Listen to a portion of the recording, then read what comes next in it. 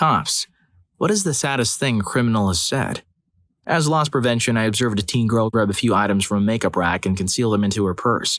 She walked out the doors with the intent of stealing them, and I brought her back into my office to process her.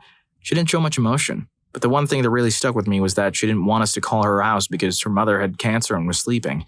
I called her on to explain the situation, and she said that she would pay for everything that was taken, which I couldn't do, but something told me to take it easy on her. So I said that I would let it go if she wrote a letter of apology to the store, nothing specific, just something to show that she learned a lesson. She said she would write it, and I left it at that, not expecting her to really write anything. A few months later, I received an envelope addressed to me. In the letter, she said her mother was diagnosed with cancer 3 years ago and that she has 2 brothers that she takes care of by herself as her mother is bedridden.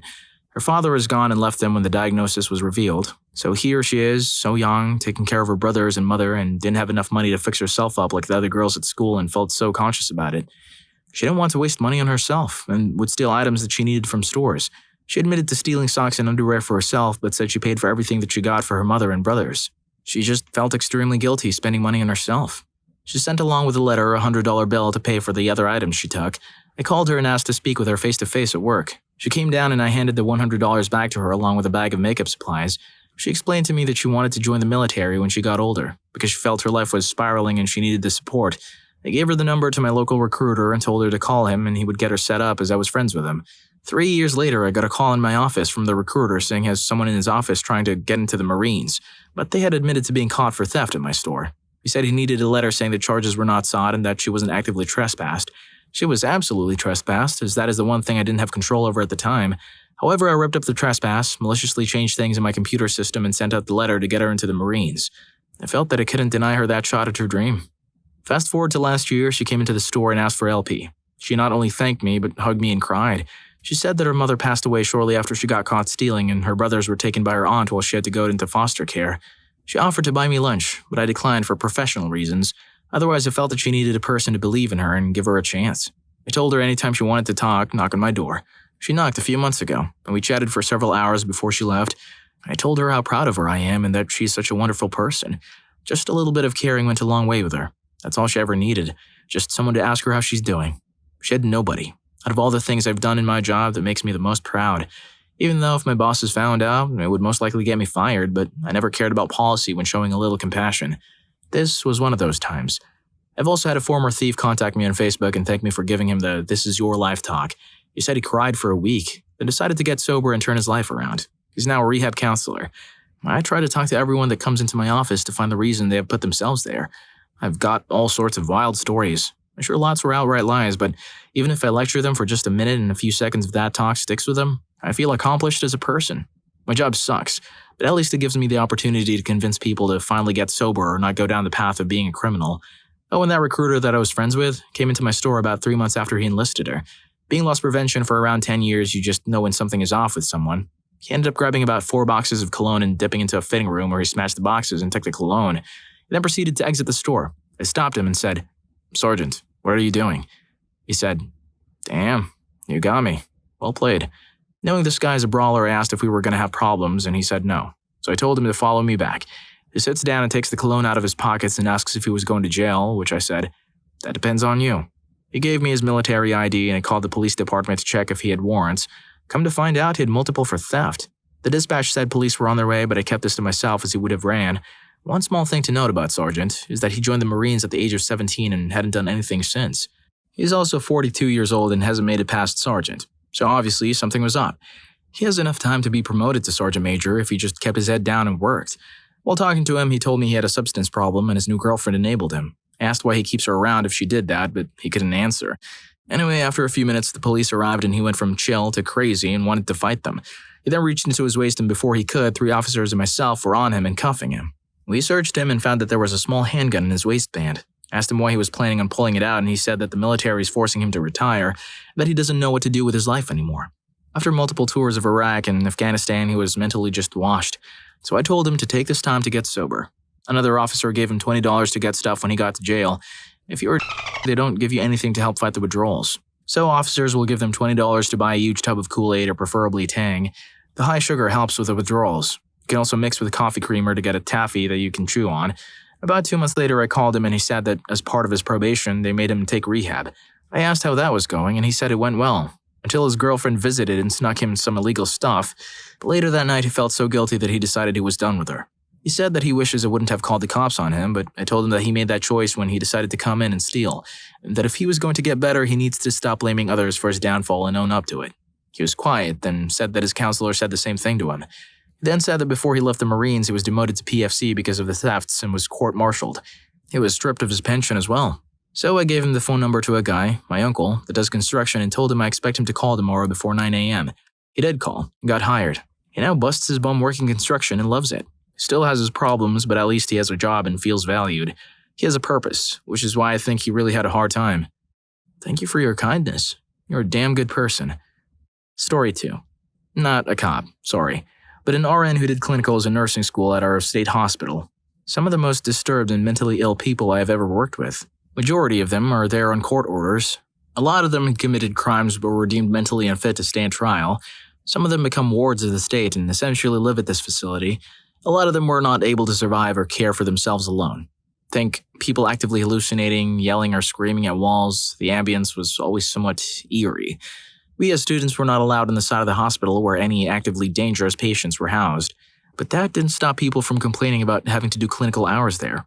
The facility still used paper charts and we had to do a care plan as an assignment, so I was going through one patient's folder. Like a lot of the patients, she had been living there for years and years and years. She was a grown adult woman with a mental capacity of a child. It was like you were talking to a 5-year-old when you interacted with her, which made what I found hurt so much more. At the very back of her file, folded and tucked away, was a piece of paper with writing all over it in marker. It was a Christmas wish list, addressed to Mommy, and dated with something like 5 or so years back from when I was reading it, 2023. She had written that what she wanted for Christmas was for her mom to braid her hair and make her look pretty, like she used to. She asked her when she was coming to take her home. Then she missed her and just wanted to go home. The nurse's station was essentially a huge transparent bubble, so the nurses could keep an eye on all the residents, so I tucked the paper back away, went to the bathroom and just started sobbing. There is so much stigma around mental illnesses, even just so many nurses who refuse to show compassion to anyone who's different, to anyone who's struggling. When I saw that, I just kept thinking about how every single one of those patients, they all used to be someone's baby. They all used to be children who needed their parents to take care of them. There were people who at one point, very early on, reached out and begged for help and never got it. During my time there, I had lots of residents thank me. They thanked me for treating them like humans and for just sitting and listening to them. All I know is everyone deserves dignity and compassion. Story 3. I was a cop for almost 10 years in my 20s. My point of view shifted a lot during that time. There wasn't a specific thing that one person said I recall, but there was a moment that made me feel more sad than any other. I was chasing a guy who had broken into an old lady's house in his neighborhood. He seemed to get a kick out of running from us. He was young and incredibly athletic, despite being substance-dependent issues and I'm sure other health issues, and could get away almost every time if we didn't corner him indoors. He struck a cop earlier in the night to get away from him, and we had him in an apartment in one of the local projects. I knew a fight was coming no matter what we did to de-escalate, and I was ready to scrap. Sure enough, he refused to follow any commands and tried to power through my partner and me, and we fought him. When his mother came to the hospital to check on him, I put together that he was the same kid we'd met maybe 8 years earlier. He was around 12. His parents were hammered and baked, fighting in the back patio of their apartment as they did every first weekend of the month, government checks weekend. He and his younger sister were inside watching some very R-rated movie. We talked that night about how those two were absolutely not going to have a chance at fulfilling lives or happy families. I immediately felt sad and terrible for being excited and so willing to fight. I never looked at him the same. It changed the way I handled lots of situations. Speaking to a juvenile in the cells with a buttload of warrants for stealing cars and armed robberies, told me the only way he could get toys is if he stole them. And his parents would never help him with his homework but showed him what to say to get free McDonald's and how to avoid getting caught shoplifting. Some kids have no hope and are just going to end up in the system. Another one is my cousin's kids. She's absolute dirt and stole most of my Nan's pension years ago to use on illegal substances in a shopping spree. Nan is a softie and wouldn't press charges, but she never got so much as an apology, let alone any money back. My side of the family cut her off. Me and my brother are close with my Nan, and we especially hate her. I'm gonna be the better person against my desires and not get even with her, though. She has 5 sons and taught them how to steal for her as little kids. They're all always in trouble, and all the police where they live know them by name. One of her sons is a good kid despite her and the dad's influence, and he lives with his nan and granddad and works in his granddad's, my uncle, garage, like for car repairs. Brain has gone blank in the name. She got kicked out of town after she stole from my granddad when he was on his deathbed from cancer. She keeps trying to come back and ruins people's lives. She came back for her brother's funeral and tried to steal the jewelry people had laid in the coffin. Jeez, that last sentence. In front of people at the funeral? Damn. I guess some people are truly forsaken, but I know you aren't, so hit that like button and subscribe to my channel. Story 4. I am not a police officer, but for a time I volunteered to implement self-improvement talks within a juvenile correction facility in Mexico. In Mexico, you're considered an adult until you are 18, so everyone inside the correctional facility is under 18. The story that most impacted me, and I still think about it from time to time, was told to me by a 16-year-old boy. He was in jail for homicide. He was a thin boy, dark-skinned, not very tall but not short either, very polite. He didn't say many bad words, and his friends had described him as very hardworking and very friendly. What I am describing to you is so that you feel a little what I felt at that moment. He told me that his father was an alcoholic, and when he drank, he roughed him and his brothers and sisters apart from practically violating his mother. This situation was getting worse because it was more and more constant the days that his father arrived hammered. But the worst was when he started mixing illegal substances with alcohol. In his words, they were the worst moments in his life, the most violent thing I've ever seen. This story is how I remember it. It may not be 100% true, but it is how I remember him telling it to me. The question I asked him is, how did you end up here? And he didn't speak for a few minutes, and I saw how tears fell, but after gathering courage, he told me the following. One day my father arrived drunk as usual and hit us as usual, but something clicked in my head when I heard the screams of my little brothers and my mom. I had to do something, so I took a knife from the kitchen and waited for him to fall asleep. I remember that I didn't have to wait long. I stood in front of him and watched him for a few seconds. I swallowed the fear, and with all my strength I did it. He got up before he could do it again, but he didn't last much longer. At that moment, everyone got up from their beds and saw what happened, and my mom was crying and yelling at me. Why? Why? But at the same time, she hugged me and we cried together until the police arrived. My mother turned herself into the police, saying that she was the one who ended her husband, but I told them the truth. They locked us both up, but when they did the investigation, they released my mother. And that's how I ended up here. And that story haunts me to this day. Sometimes reality is stranger than fiction. Story 5. I have two. Not a cop, but who worked child welfare. I had an undocumented family who lived in what can only be described as a shack, covered in mold and cockroaches, Florida. She had a lease and was paying $1,000 a month for this. I offered to help talk to her landlord about fixing up the place or helping her find a better location for her and her children. She said no because this was the best home she had ever had, and her kids had ever known. They were literally sleeping out in the streets in their home country, so while not in great shape, this was a roof over their heads and they loved it. When it came time for Christmas, we chose her as one of the parents we sponsor. We always sponsor all the kids, of course. I asked her what she would want for Christmas, if she could pick anything at all.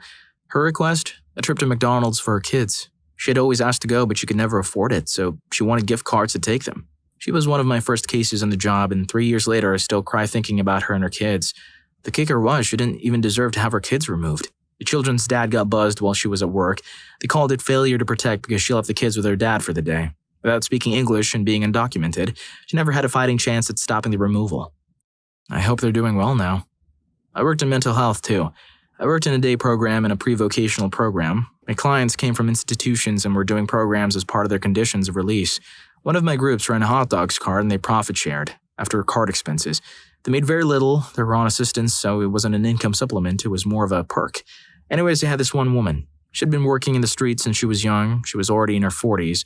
Her first week was a nightmare. She was late, struggled to cut the onions, spilled everything, but she showed up each day late, frantic and crying to not be fired. She worked for 1 hour each day. The following week when she came to pick up her pay, a whole whopping $11.50, she burst into tears. I thought it was because it was so little money. She acted as if I had given her $1,000 and an Oscar. She clutched the little envelope and cried. She said, "It's the first money I ever made not on my back. Never thought I could." We hugged and she skipped off happily. Then I sobbed in the bathroom for 5 minutes. This is one of those stories I'm going to think about periodically for the rest of my life. Story 6.